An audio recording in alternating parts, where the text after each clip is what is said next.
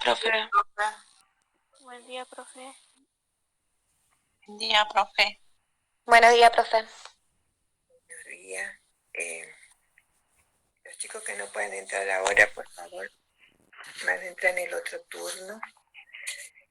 Bueno,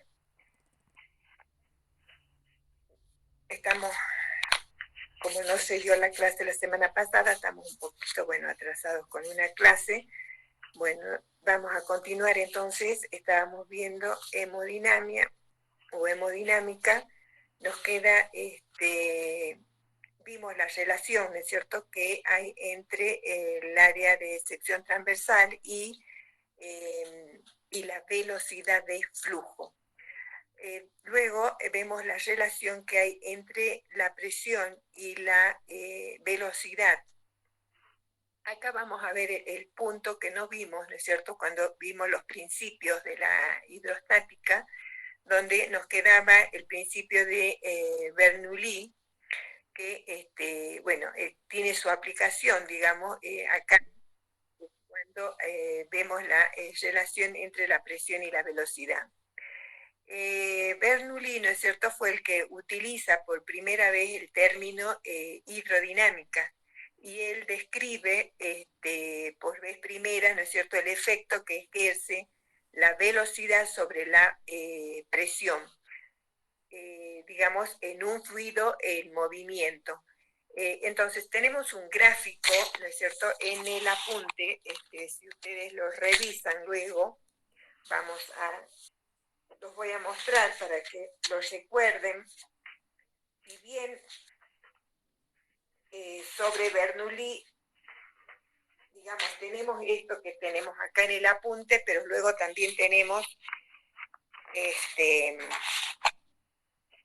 digamos, una hoja o dos hojas más de teoría. A ver, voy a compartir.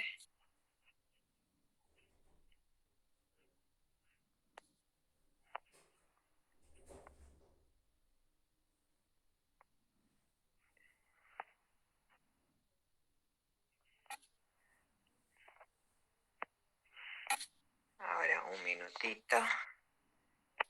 Entro con la cámara. Bueno, ahí están viendo, ¿no? Bueno, están viendo todos, ¿no? Sí, profe. Sí, profe. Bueno, no, porque se dijo de que esta comisión dijeron de que no se entienden los gráficos que yo hago. En realidad no hago ningún gráfico, siempre les estoy mostrando lo que hay en los apuntes para que ustedes vayan y, o sea, miren lo mismo que les estoy explicando. Si en realidad no está más claro, porque así está en la copia. Pero si yo lo veo claro, yo creería que ustedes lo ven claro. O sea, si los que dijeron eso no lo ven, por favor lo dicen en la clase, ¿sí? Así que así queda, o vemos, porque yo lo veo claro, o sea, más claro no lo puedo ver porque es copia. A veces se me pone la cámara, así que no sé por qué sale borroso, pero en algún momento se pone bien.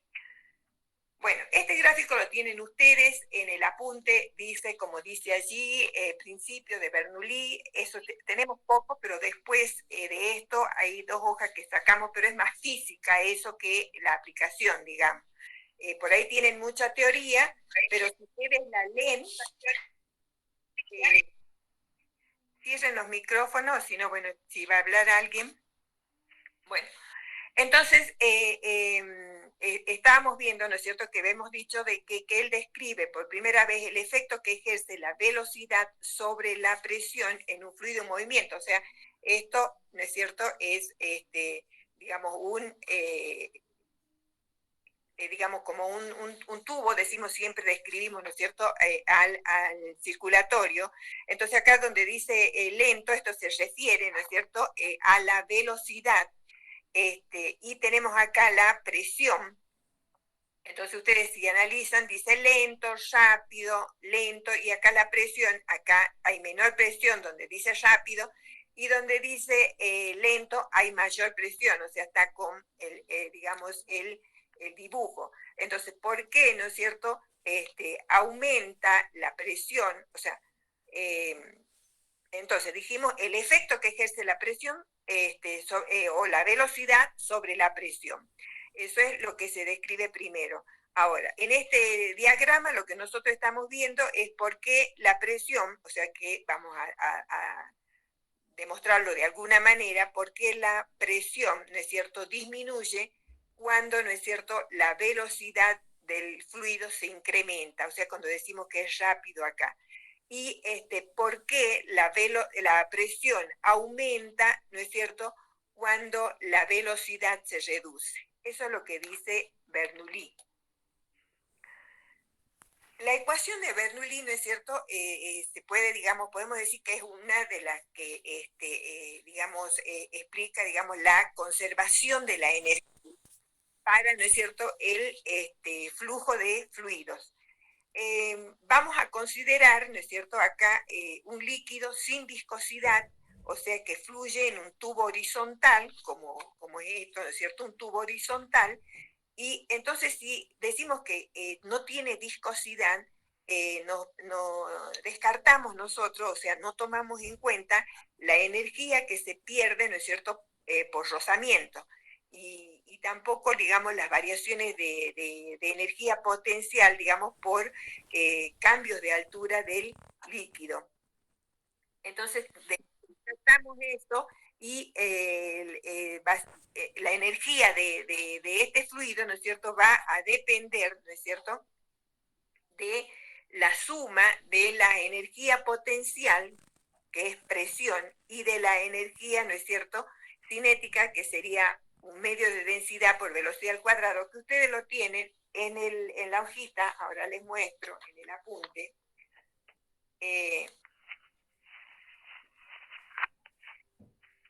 Esto está dentro del título que dice, a ver si les puedo mostrar, ahí donde dice relación entre la presión y la velocidad, que es lo que nosotros estamos viendo.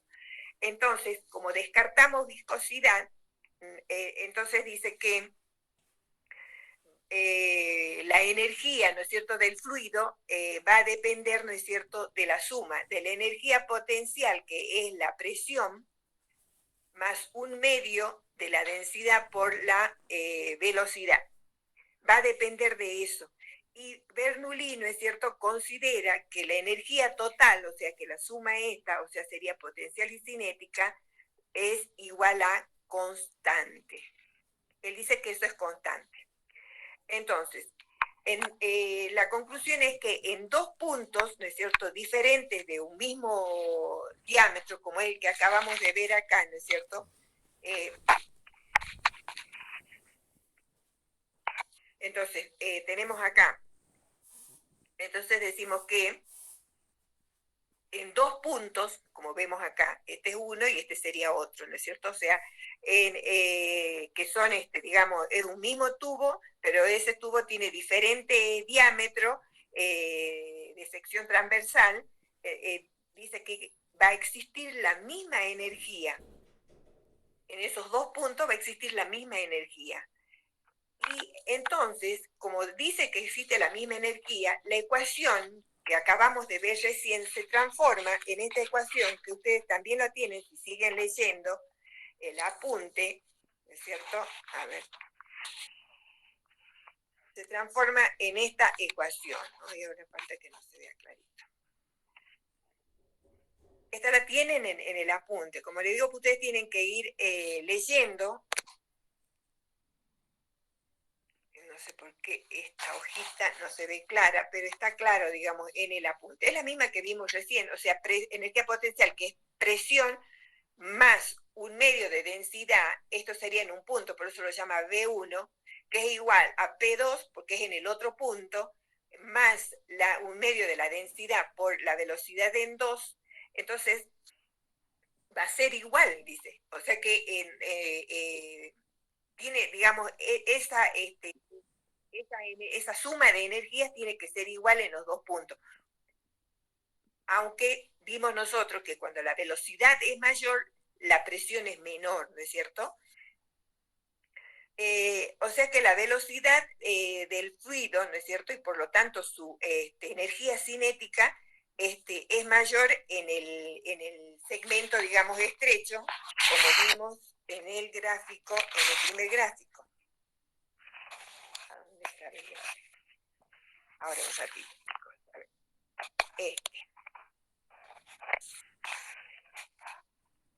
Entonces vemos cómo, digamos, se va deduciendo, ¿no es cierto? Y se va comprobando que se cumple, ¿no es cierto?, lo que Bernoulli dijo.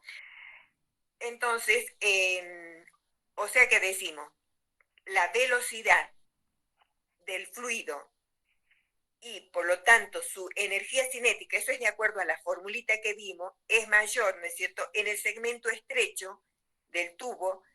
Entonces, como la velocidad, digamos, como la energía total, dijimos, de que tiene que ser constante, ¿no es cierto?, de acuerdo a la fórmula, entonces la presión hidrostática tiene que ser menor acá. Porque si acá la velocidad aumentó, para que se mantenga constante, la presión tiene que disminuir. Entonces, esto, ¿no es cierto?, que estamos planteando, o sea, que tiene que si la velocidad es mayor, la presión tiene que ser menor, para que se mantenga, ¿no es cierto?, la energía total constante.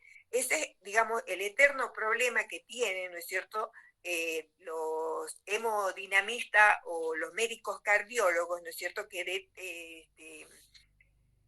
digamos, se dedican ellos a realizar esas mediciones físicas cuando tienen, ¿no es cierto?, que precisar, digamos, ellos los valores de la presión arterial medida mediante un catéter.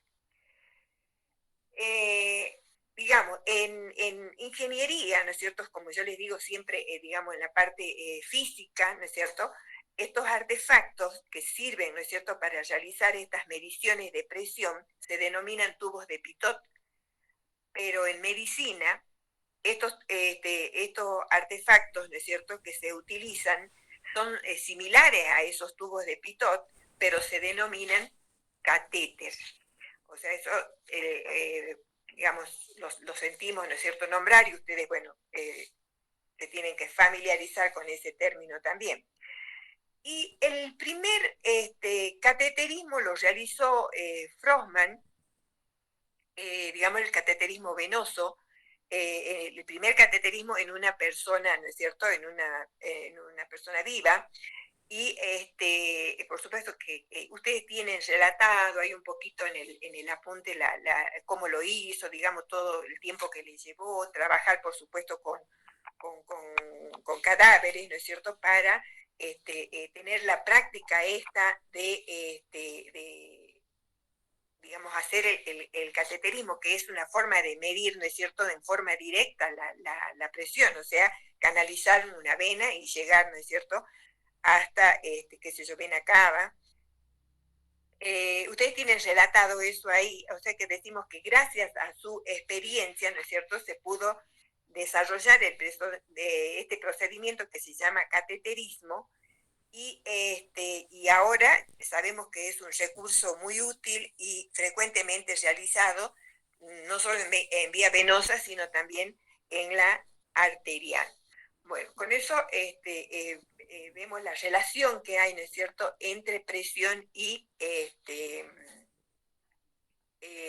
velocidad. Ahora vemos, ustedes tienen en el apunte, ¿no es cierto?, tienen lo que es viscosidad, el punto que dice viscosidad sanguínea. Vimos ya, ¿no es cierto?, lo que es viscosidad como concepto general, pero les dije yo que nosotros, que yo en el parcial les voy a pedir como viscosidad sanguínea, digamos. O sea, ya dijimos que la definía, ¿no es cierto?, como la fricción de un fluido, la resistencia al desplazamiento. Los líquidos ideales presentan, ¿no es cierto?, una viscosidad constante y se les llama, ¿no es cierto?, digamos, sistemas newtonianos, porque cumplen con una ley. ustedes la tienen puesta la formulita en la ley, pero no la vemos, como ley de Poiseuille. Y sabemos nosotros que la sangre está constituida, ¿no es cierto?, por una porción más fluida, que es el plasma, eso ya lo dijimos, y dentro del cual, ¿no es cierto?, se hallan en suspensión los elementos formes, que son los glóbulos rojos, los glóbulos blancos y las plaquetas. Los glóbulos rojos son los elementos más abundantes, ¿no es cierto?, y el porcentaje total de los glóbulos rojos llega, digamos, hasta un 45% de la sangre, y a ese porcentaje se llama hematocrito. La sangre, digamos, si relacionamos, digamos, los glóbulos blancos están en una cantidad más o menos entre 6.000, 7.500 son los valores normales en una persona sana, ¿no? Esos son los glóbulos blancos, las plaquetas, que son los otros elementos formes de la sangre, se encuentran en un valor entre 150.000 a 350.000, digamos, sus valores normales. Y los glóbulos rojos, en cambio, están entre 4 millones, 5 millones, 5 millones 500.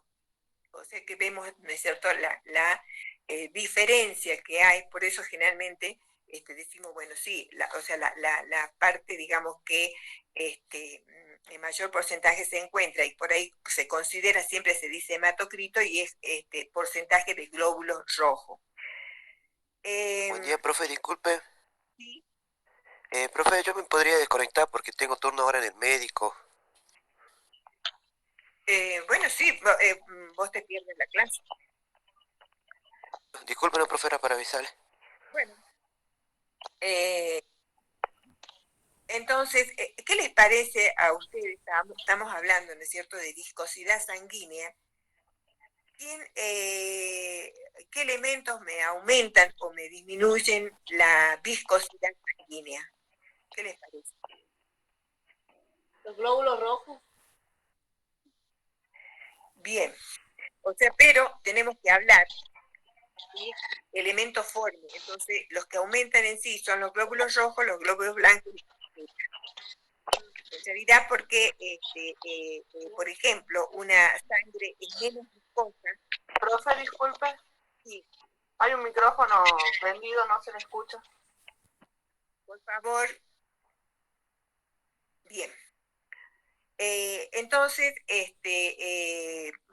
generalmente cuando una sangre es menos viscosa, o sea, es más fluida, más líquida, generalmente decimos está anémico porque tiene, digamos, menor cantidad de glóbulos rojos, es cierto, es así. Y únicamente los glóbulos blancos, ¿no es cierto?, van a estar aumentados en caso de una infección que el paciente presenta. Pero ante una respuesta a una pregunta, que es una pregunta de parcial, a algún grupo le puede tocar, quién, digamos, en el tema viscosidad sanguínea, quién aumenta o disminuye, ¿no es cierto?, la viscosidad, son los elementos formes de la sangre. Y bueno, y ahí uno pone, ¿no es cierto?, glóbulos rojos, glóbulos blancos y plaquetas. Bien. Entonces, la sangre, como vemos, no es un líquido ideal. Entonces, su viscosidad no es homogénea ni constante. Entonces, es un sistema no newtoniano, porque dijimos que los líquidos ideales que presentan una viscosidad constante, ellos se los suele llamar, ¿no es cierto?, sistemas newtonianos. Entonces la sangre es un sistema no newtoniano, y es decir que cumple parcialmente la ley de Poiseuille.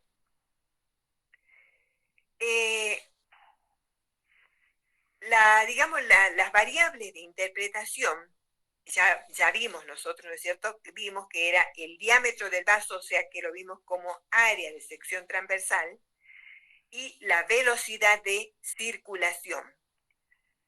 Cuando estamos en un vaso grande como la aorta, nosotros ya dijimos, la velocidad es máxima, ¿sí? Eso es de acuerdo. Esto es pregunta de parcial, fue el lunes pregunta de examen. No la, casi nadie la contesta bien porque en realidad son poquitas las fórmulas que vemos y esas fórmulas van al parcial, van a los exámenes. Entonces, por ejemplo, la fórmula que nosotros vimos, ¿no es cierto?, es sobre velocidad de flujo, o sea, V minúscula, ¿se acuerdan que yo les dije? Que es igual, es F sobre A, pero ese F no es fuerza, que generalmente en los exámenes, en los parciales, ven F sobre A y ponen fuerza por unidad de área. No. Entonces, esa F es flujo caudal sanguíneo. Entonces, si ustedes que están viendo recién ahora el tema, claro, digamos, lo tienen presente, pero después que terminemos de ver toda la materia y para el parcial, y si ustedes no llegan a repasar, más bien que ni se van a acordar. Por eso es importante ir estudiando con tiempo y después poder hacer en un día una revisión general para el parcial, porque el parcial es como un examen final, porque es toda la materia. Entonces, nosotros vimos, de acuerdo a esa formulita, que la velocidad de flujo era igual a el flujo o caudal sanguíneo, ¿no es cierto?, por área de sección transversal, que no es lo mismo por unidad de área. Entonces, área de sección transversal. Entonces, nosotros ahí ya vimos, ¿no es cierto?, que eran inversamente proporcionales y cuando el área era mayor, la velocidad era menor y cuando el área era menor, la velocidad era mayor. Entonces, en un vaso grande, nosotros tenemos que el área era menor. O sea que allí la velocidad es máxima. Y como la velocidad es máxima, eso hace que los glóbulos rojos, ¿no es cierto?, al circular rápidamente, tiendan, ¿no es cierto?, a reunirse en el centro del tubo sanguíneo. Por lo tanto, hacia las paredes del vaso sanguíneo solamente queda plasma. Y ustedes tienen en el apunte el gráfico, ¿no es cierto? Ese gráfico, ahora se lo... A ver, chicos, se los comparto. Esperen que lo encuentre.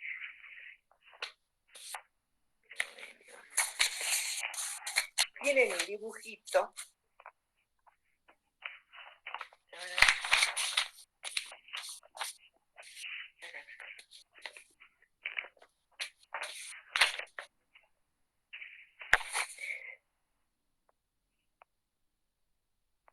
Ahora voy a compartirles para que lo vean y después cuando estudien, bueno, le va a resultar.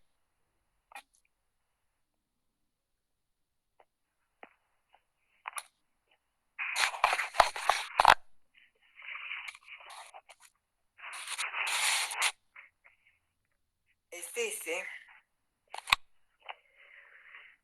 Entonces, ¿no es cierto?, es un vaso, o sea que ese sería la aorta, o sea, el vaso grande, y este sería los capilares, que serían, ¿no es cierto?, los vasos pequeños. Entonces, dijimos que en un vaso grande, como la aorta, la velocidad es máxima, y eso ocasiona que los glóbulos rojos, ¿no es cierto?, circulen o tiendan a reunirse en el centro del tubo sanguíneo. Entonces, hacia las paredes del tubo, ¿no es cierto?, del vaso sanguíneo, solamente queda plasma.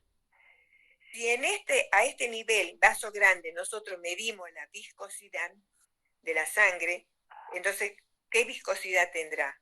Un valor mínimo, porque decimos que tiene una velocidad, o sea, hay un gran desplazamiento, no hay una resistencia al desplazamiento, ¿no es cierto? Entonces, acá la viscosidad es mínima, o sea que esa viscosidad se aproxima a la del plasma. Todo lo contrario va a ocurrir en los capilares. Como acá el área de sección transversal, ya dijimos, porque es la suma de todos los capilares, la sección transversal es mayor, ¿no es cierto?, que en el tubo grande, entonces la velocidad, ¿cómo va a ser? La velocidad a ese nivel hemos dicho que es mínima. Entonces eso hace que los glóbulos rojos, ¿no es cierto?, se acercan a las paredes, o sea que circulan rozando las paredes y se pueden formar pilas, ¿no es cierto?, como de monedas, de glóbulos rojos, Entonces, a este nivel, si yo mido la viscosidad, va a ser máxima. Bueno, esto lo tienen, ¿no es cierto? Como ya les comenté, ¿no es cierto? En la clase pasada, ¿no es cierto? Eso cumple, ¿no es cierto? Un propósito fisiológico, como dijimos.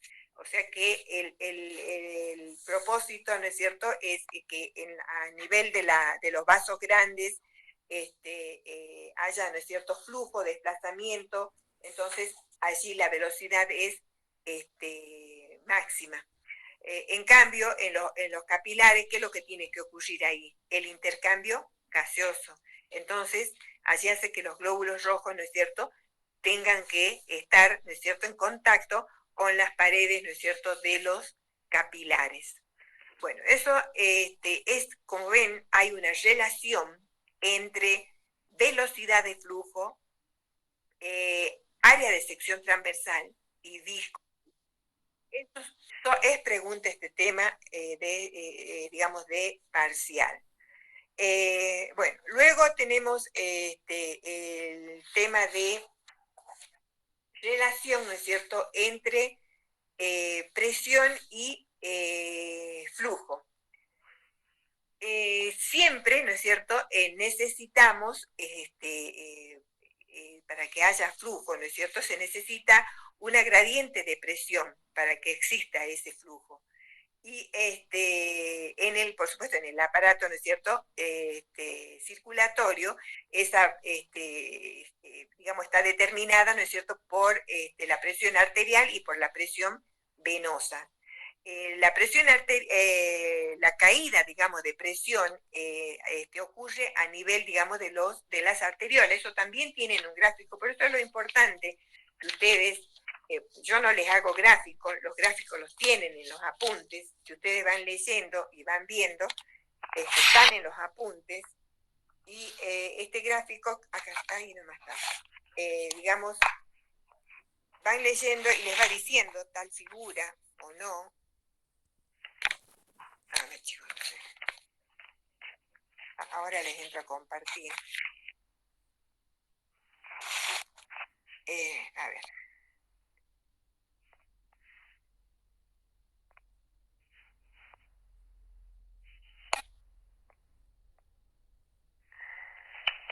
Ese es el gráfico de relación entre presión, ¿no es cierto?, y flujo. Esto es lo mismo para todos los gráficos, estamos viendo, ¿no es cierto?, o sea, a nivel de vasos grandes y a nivel de los vasos pequeños, o sea, capilares. Entonces, acá este es el gráfico. Como vemos, nosotros tenemos acá la aorta, ¿no es cierto?, las arterias, las arteriolas, y como vemos que acá la caída de presión es a nivel de las arteriolas. Entonces, acá se encuentra el lugar de mayor resistencia, ¿no es cierto?, del árbol vascular. Acá ustedes tienen luego la ecuación esa de Poiseuille, que no la vamos a ver porque, digamos, es bastante, o sea, no se las voy a explicar porque es bastante complicada, no sé si está no está en esta hoja, es bastante complicada, entonces no, simplemente nombramos, yo se las muestro, o sea, hay hojas que ustedes las van a leer y las van a dejar, simplemente empiecen a ver lo que yo les voy explicando bien, esto de resistencia en serie y resistencia en paralelo, que es importante, pero se nos hace muy largo el tema. Esta es la ecuación de Poiseuille, como ustedes ven, nada sencilla. Entonces, por eso, desde el principio les digo yo, acá, la física para los médicos, ¿no es cierto?, es un instrumento, digamos, de interpretación de los fenómenos biológicos que ocurren, ¿no es cierto?, dentro de un ser humano, y no lo tomamos 100% de lo que se expresa matemáticamente. Entonces, digamos, esta ecuación que vemos acá, digamos, se puede aplicar así tal cual, pero en ingeniería. Digamos, nosotros tratamos algo de explicar porque tiene relación, como yo les he dicho desde el principio,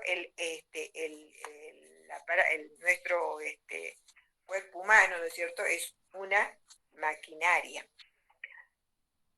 Bueno, con esto, esta parte, después ustedes tienen, digamos, ahora vamos a entrar a ver lo que es presión arterial y presión venosa, si tienen ustedes en el apunte.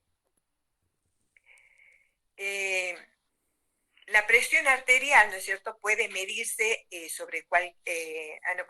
primero vamos a entrar a ver, digamos, la importancia del aparato, ¿no es cierto?, cardiovascular, aunque ya vimos algo cuando empezamos a ver hemodinámica. Sabemos nosotros que es el aparato cardiovascular, ¿no es cierto?, es el ideal para encontrar momentos fisiológicos que requieren la aplicación física. Sabemos que es una red compleja de tubos, ¿no es cierto?, de diferente calibre, que son los vasos sanguíneos, por lo que circula la sangre, que es un fluido, ¿no es cierto?, más bien viscoso, y que esa, ¿no es cierto?, sangre es impulsada por el corazón. Las aplicaciones, digamos, físicas más importantes para la comprensión de la fisiología cardiovascular se dan tanto en los conceptos de la hidrostática como de la hidrodinámica. ¿Por qué? Porque la sangre no fluye, ¿no es cierto?, con la misma velocidad por todos los vasos sanguíneos. El aparato cardiovascular posee, ¿no es cierto?, 3 tipos de vasos sanguíneos: arterias, arterias, capilares y venas. Los que poseen mayor velocidad, ¿no es cierto?, y presión son las arterias. Podríamos decir que al medir, ¿no es cierto?, la presión arterial en una persona, estamos generalizando que la sangre, ¿no es cierto?, es como que si estuviera estática, o sea, sin movimiento. En medicina, ¿no es cierto?, la medida de la presión o la medición de la presión arterial la realizamos mediante un instrumento clínico que se llama esfingomanómetro o tensiómetro. Ahora, tanto sea para el cuidado de la salud o para hacer investigación, es importante, ¿no es cierto?, que los instrumentos sean fiables. Durante muchos años, aunque se sigue utilizando ahora, ¿no es cierto?, los instrumentos que registran la presión, digamos, se hace mediante una columna, ¿no es cierto?, de mercurio. Y eso, como les decía, se sigue utilizando, o sea, siguen siendo los métodos de referencia para las lecturas de la presión sanguínea. Ahora, sabemos que el mercurio es tóxico y los productos, ¿no es cierto?, o los instrumentos que contienen, ¿no es cierto?, mercurio, están siendo prohibidos y van siendo eliminados gradualmente. Digamos, en medicina o en fisiología médica se considera la presión atmosférica como el punto de referencia, o sea, presión cero. Así, las presiones que den mayores a la presión atmosférica se las considera positivas, y a las menores que la presión atmosférica se las considera negativas. Ahora, entonces, cuando una persona tiene una presión arterial de 90 milímetros de mercurio, decimos que es 90 milímetros de mercurio por encima de la presión atmosférica. La presión hidrostática causada por la altura de una columna de líquido es importante, ¿no es cierto?, cuando se tiene en cuenta, digamos, la postura. Digamos, la presión que medimos en una persona, digamos, en los pies, pero esa persona que se encuentra de cúbito dorsal, o sea, boca arriba, y le medimos en los pies la presión, va a ser la misma que posee en el corazón, porque si está de cúbito dorsal, ¿no es cierto? Digamos, todos los vasos están a ese nivel 0. Entonces, esto, ¿no es cierto?, significa o implica, ¿no es cierto?, que el que toma la presión, sea médico, sea enfermero, el que toma la presión, siempre tiene que tener en cuenta que el punto referencial para considerar un nivel 0 en la medición de la presión arterial será el nivel del corazón. Por lo tanto, los manómetros, ¿no es cierto?, o sea, los de 5 manómetros y digamos, los manguitos, todo deben colocarse, ¿no es cierto?, o sea, en el brazo, pero a la altura, ¿no es cierto?, del corazón. Ahora, la presión arterial, ¿no es cierto?, puede medirse sobre cualquier arteria, no solamente la braquial. Los requerimientos, ¿no es cierto?, indispensable entonces es que el paciente debe estar de cúbito dorsal o boca arriba. O sea, siempre, ¿no es cierto?, del lugar que uno toma la presión, bueno, al nivel 0, que sería, hemos dicho, del corazón. Ahora, ¿qué tipos de presión arterial tenemos? Primero, ¿qué es presión arterial? Es la fuerza que ejerce la sangre sobre las paredes, ¿no es cierto? O sobre las paredes arteriales. Existen, ¿no es cierto? Tenemos dos momentos fisiológicos importantes. Uno, cuando la fuerza que ejerce la sangre sobre las arterias se ve incrementada por la contracción, ¿no es cierto?, del ventrículo. Es decir, ¿no es cierto?, que eso sería sístole, cuando hay una contracción del ventrículo y se impulsa la sangre, ¿no es cierto?, por la arteria. O sea, momento en que el corazón impulsa, como les decía, la sangre por las arterias. El otro momento fisiológico importante es cuando esa fuerza de contracción del ventrículo ya no se ejerce sobre la sangre, que sería el momento de reposo, ¿no es cierto?, del corazón o diástole. En ese momento que el corazón descansa, ¿no es cierto?, la presión va a depender solamente del volumen sanguíneo y del estado de las paredes arteriales. Entonces, teniendo en cuenta estos dos momentos fisiológicos, nosotros tenemos dos tipos de presión arterial. En el apunte ustedes tienen otros tipos más que se realizan por cálculo, digamos, ¿no? Pero lo que nos interesa, estas dos presiones, que es la sistólica y la diastólica, que es la que ustedes tienen que saber. Es decir, la parte práctica no les tomo yo, porque esto lo van a ver ustedes en sus prácticas. Cómo se toma, todo eso, los ruiditos que se hacen, cuando es la arterial, cuando es la sistólica, cuando eso lo tienen en el apunte, pero a lo mejor lo tienen mejor, se los dan mejor en otra materia. Entonces, eso no tomo, pero esto es lo que yo le estoy dando, sí, digamos.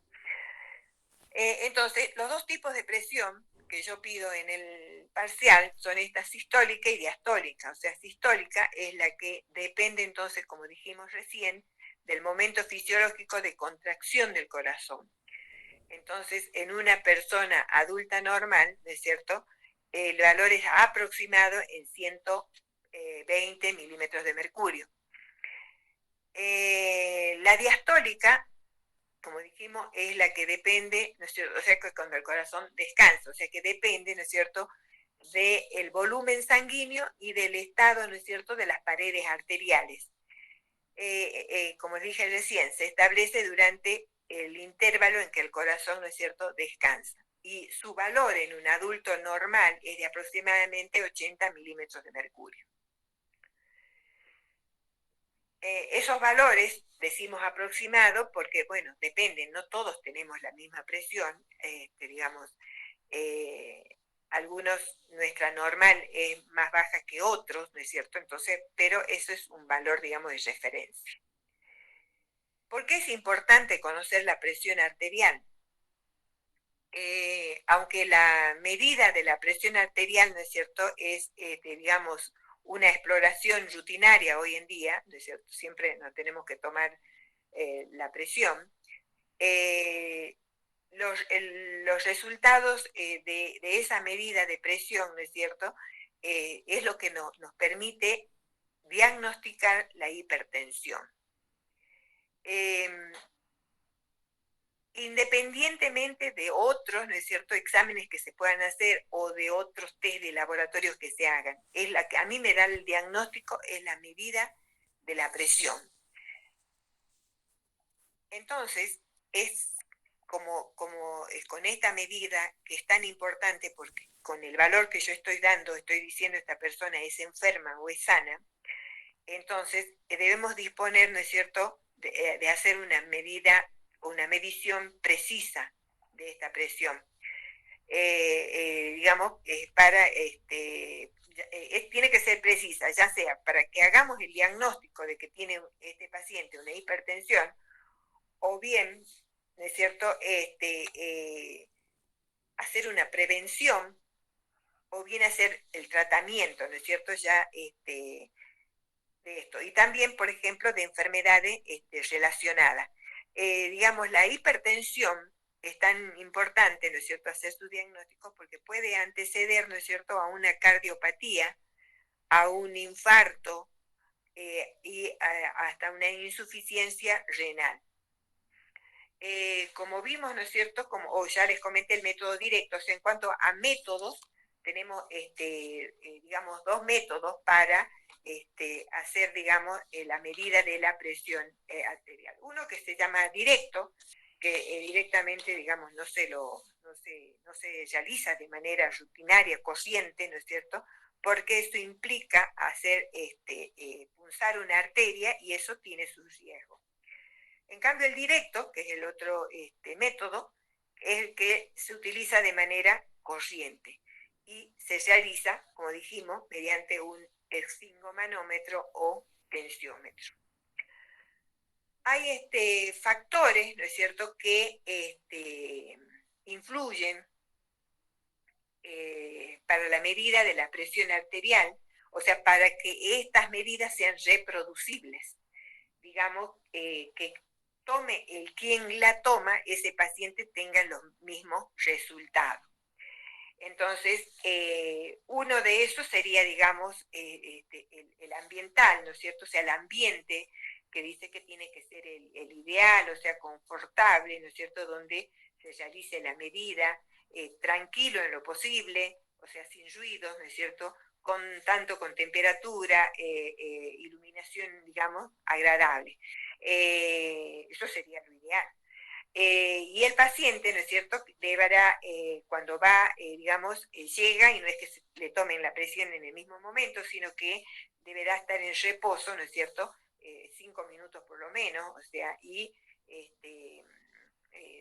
sentado confortablemente, digamos, con el brazo a explorar bien extendido, bien apoyado. Bueno, todo eso serían, ¿no es cierto?, digamos, factores. Por supuesto que la persona que va a tomar la presión, o sea, que sería el observador, tiene que tener, ¿no es cierto?, un entrenamiento, digamos, para hacer. Bueno, acá con esto finalizo esta unidad.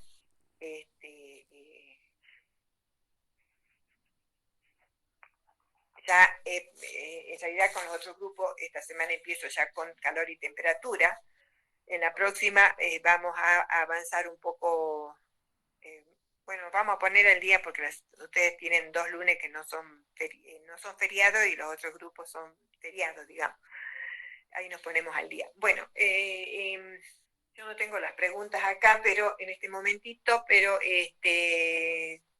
voluntarios, a ver, resolvamos el práctico, a ver quién las hizo, qué contestó, y el que contestó diferente lo dice si quiere sacarse la duda, y si no, avancemos, chicos, porque ya, para que entre el otro grupo.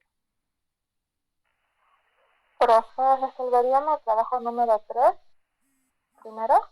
¿Cómo? Sí. Sí, ustedes tienen que ir el práctico que les va faltando resolver. A ver, acá tengo yo las preguntas. Profe, Sí, la primera pregunta del trabajo práctico número 3 es: ¿la administración de solución endovenosa de qué principio de la hidrostática son una aplicación? Enúnciela. Yo sí la respondí, profe.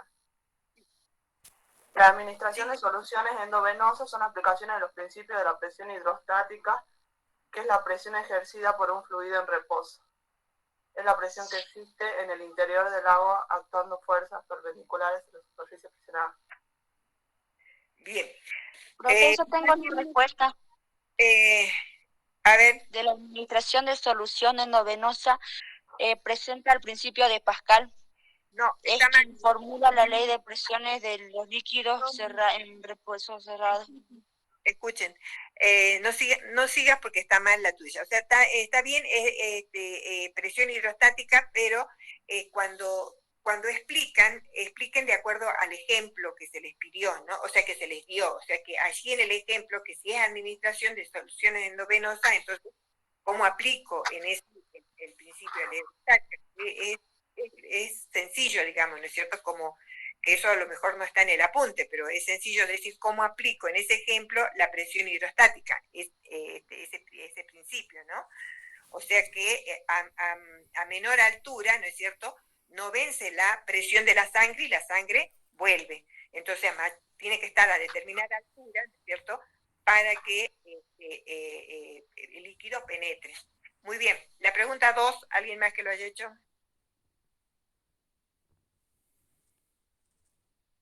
Rápido, chicos. Profe, Sí, ¿puedo? profe, No, Sí. profe. A ver. ¿de qué parámetro depende fundamentalmente la presión hidrostática?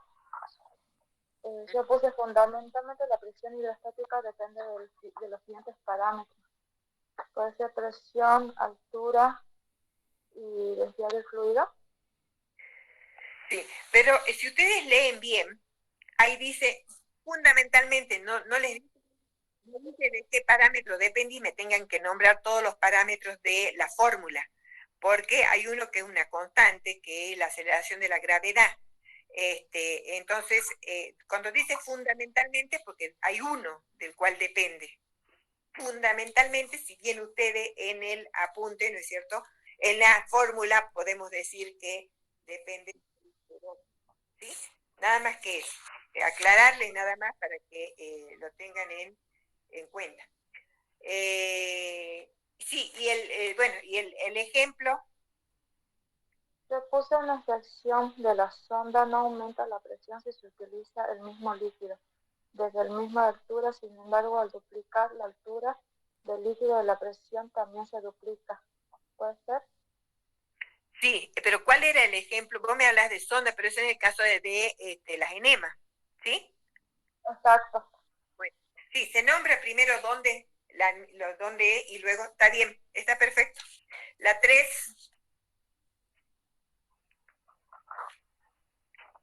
Dadas las siguientes aplicaciones en enfermería, indica que el principio de la hidrostática corresponde a el elevador hidráulico para levantar mesas de cirugía, corresponde al principio de Pascal, el tratamiento a los pacientes afectados de poliomielitis, al principio de Arquímedes, irrigación escolónica, al principio de la hidrostática.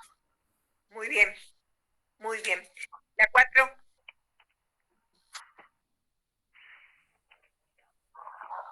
¿Quién hizo la 4? Yo, profe, ahí le doy, que dice, ¿dónde está? ¿Qué dice el principio de Arquímedes? Cite una de sus aplicaciones. Dice, todo cuerpo emergido total o proporcionalmente experimenta una fuerza de empuje hacia arriba que es igual al peso del líquido desplazado. Bien. Un ejemplo, cuando se trata a los pacientes afectados de poliomielitis con ejercicios bajo el agua. Ajá. ¿Qué les pasa a ellos? ¿Cómo aplicas eso, el principio de Arquímedes? Está bien, pero falta algo. O sea, está nombrado el ejemplo, pero no estoy diciendo por qué en ellos se aplica el ¿sí? Porque dice que todo cuerpo sumergido totalmente o parcialmente, experimenta un empuje que es la fuerza del líquido desplazado, ¿no? Sí. Bueno, pero eso es volverme a decir el enunciado. O sea, ¿por qué en los que, en los de, que vos ponés el ejemplo, de los pacientes que tienen poliomielitis, digamos, ellos realizan ejercicios en el agua, porque de esa manera, ¿no es cierto?, su cuerpo pesa menos. Entonces no tienen que hacer tantas fuerzas para hacer, digamos, esos ejercicios. En el caso de los obesos, o sea, a eso va el ejemplo, o sea, cómo yo aplico el principio, no volverme a decir lo que dice el principio, porque no, entonces, porque no entendí bien los ejemplos de aplicación. ¿Está claro? Sí, profe.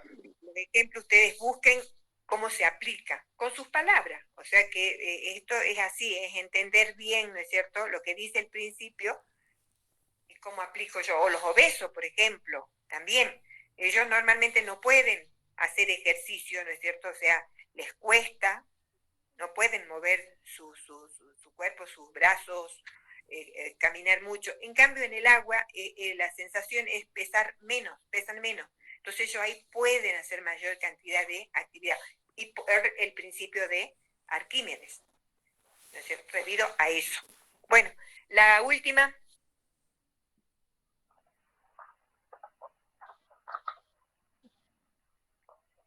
A ver, rapidito, que ya entra al otro grupo.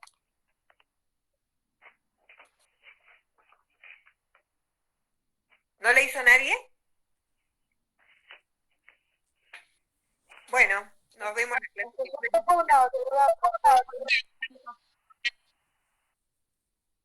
¿Puedo responder? Sí, estoy esperando. Por eso dije voluntarios. Es la misma presión y presión hidrostática.